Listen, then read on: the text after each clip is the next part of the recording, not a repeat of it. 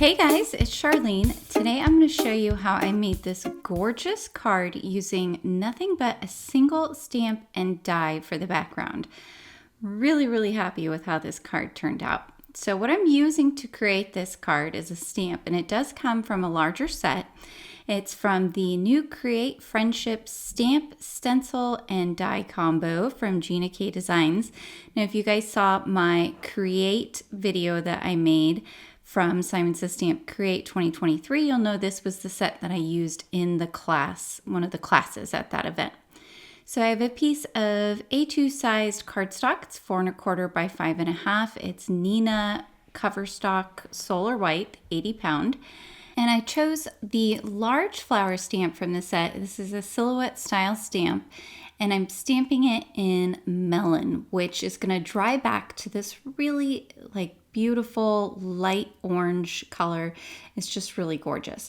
So what I'm doing is I am rotating my piece of cardstock so I can get 4 stampings here. So every time after I stamp, I'm going to do a 1/4 turn stamp. And this is a great way to stamp out several of a stamp that is a layering stamp. Now this stamp set has just the one main silhouette layer for the flower, and then it has a little center area with black dots on the flower. But I am going to actually add a second layer of color to this stamp just to give it a little bit more interest. And I'm actually going to be using my paper pouncers for this. So I have been using the paper pouncers a lot. I find them to be awesome. So they may not be your jam. That's okay. You can do this with a blending brush too. But all I'm doing is I'm taking a slightly darker shade. It's Cantaloupe. And I'm going to take my pouncer here, my orange pouncer, dab it into the ink a couple of times, just lightly. And then I'm going to lightly tap it on the center of this flower stamp. So now when I stamp, it's going to give me that nice darker color in the center that fades out into the lighter color.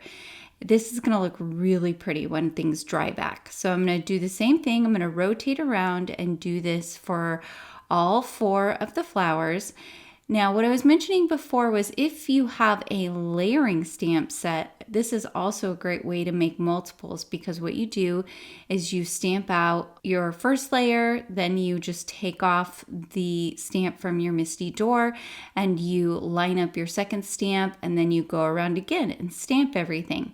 Now, if you really want to make a lot of a specific stamp, what you can do is you can create a jig. So what you would do, depending on the number of layers of your layering stamp set, you would cut that many out from a piece of cardstock using the die.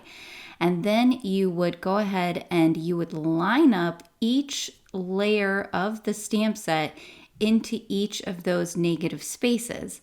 Then you could cut out multiples of that piece, whatever it is, and you just would swap them around into the different negative spaces of that jig, so that way you could stamp each layer. Now you can see I did a whole nother set of flowers, and those I did with Tidepool as the lighter color and Ocean as the center color. Beautiful color combination here, in my opinion, of these kind of orangey peach colors along with those beautiful tealish green colors. So I've laid out all of my pieces onto an A2 size piece of cardstock, and now I have a big piece of the wider sized mint tape from scrapbook.com. You could also do this with Masking Magic, but you do want to use something that's really low tack. And I've made it so that everything will stay in place, and I've taken a ruler here and put it from corner to corner on that bottom piece of cardstock and run a line right along there. And the reason I did that is because I wanted my butterfly that I'm die cutting here from the center to be perfectly lined up and look like it is on the perfect 45-degree angle. Is it necessary? No, but I just like things to kind of be exact. That's the way my brain works. Sometimes I will spend way too much time trimming down a piece of cardstock because I feel like it's not quite straight. So if you're wondering why I'm doing things this way, it's because one, I don't want all of those pieces that I have put exactly how I like to move around. I want them to stay in one spot, and I wanted to be able to cut out that center die cut and cut the background pieces. Now, if you are just going to do a flat background, this step is not necessary. You could just glue down all of those different die cuts and not worry about it. But I want a raised background, and in order to do that, I need everything to be on something where I can get it to line back up really easily. So I'm just very, very carefully peeling up the mint tape with the die cuts. And what I'm going to do is I'm going to be able to add foam tape to all of the back of those flowers and then just press everything back down. And then all of my cute little flowers are going to be raised. Now I'm sure some of you are going, oh my gosh, that is way too much foam squares. That's me. I like to use a lot. If that's not what you want to do, you can use fewer. For me, I like to make sure that my card is going to hold up, and I hope that adding the extra foam tape is going to keep it from causing any kind of creases or wrinkles in those pieces of cardstock. So once I have one side down, now I'm going to peel up the other side. So this makes it really easy. I know for sure everything's going to go right back into the same space because it is going half and half, and one side is still being held down while I'm popping up the other side. Hopefully that makes sense as you're seeing it here as I'm doing it. So I've got all of the little foam squares there, taking off the backing, and I'm going to pop this side back down. Once I do that, I need to peel off the mint tape from the front. Now, this is where things can get a little bit tricky when you are working, especially with pieces that have been stamped with ink. It would be best practice to wait until your little die cut images are all completely dry before you put the mint tape on there. Now, I didn't do that because I'm impatient. I didn't wait until they were totally dry. And so as a result, unfortunately, I had a little piece that pulled up just the tiny top layer of the cardstock as well as some of the ink. Not a big deal in the grand scheme of things. I just came in here with a small detail blender brush and just kind of tapped and kind of ran my brush in the colored ink, and you can barely tell that there was any kind of boo-boo there. Next, I placed my card base into my MISTI, and then just to line things up, I went ahead and put the background piece in there. And I'm going to be stamping out the other layering stamp from the Create Friendship stamp set. So I've got everything placed. Now I can remove that background and actually go ahead and stamp out each of the layers of the stamp.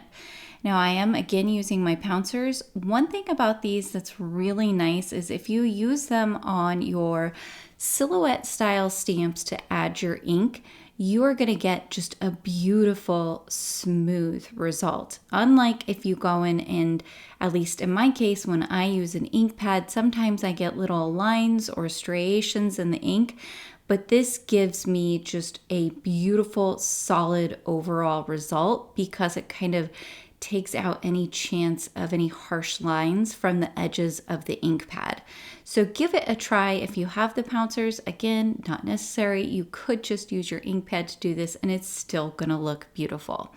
So I've put down one layer, and here I am using Fawn, which is a really light warm gray. And I've put down the second layer in the exact same color, and I'm going to do the same thing for the third layer of the stamp. And these are just the little detail areas on the butterfly wings. Again, just coming in with Fawn, using my Pouncer. And the ink actually transfers really well onto your stamps using this technique.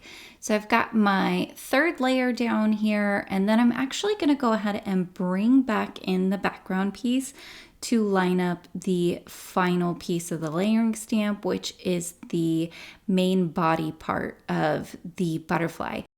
And the reason I'm doing that is because I want to make sure that the antenna are in the exact right spot on those parts that have been cut out from the die cut. So I get it nice and lined up. Again, pick up that piece with my MISTI door, and then I can take the background back out. Now I'm going to stamp this a few times because I want the body to be really dark because I want it to be the darkest part of the whole butterfly.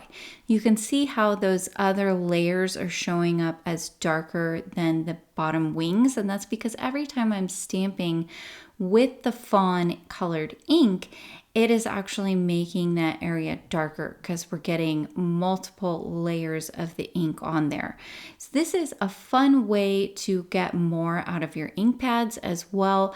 The number of times that you stamp is going to give you a different color. So if you don't have two different colors of, let's say, that light orange kind of ink that I used for the flowers, you could use just one color to add your additional layer to the centers, and it's still going to give you a really beautiful look. So once I have that stamped down a few times, then I can go ahead and attach my background piece to the card base, and I just did that with some liquid glue. And then off camera, I die cut out the sentiment friendship along with the shadow and glued those together. And that is going to finish off this whole card. I hope you picked up some tips and tricks today. Please be sure to like and subscribe, as well as hit that notification bell so that I can continue bringing you more crafty content in the future. Until next time, happy crafting.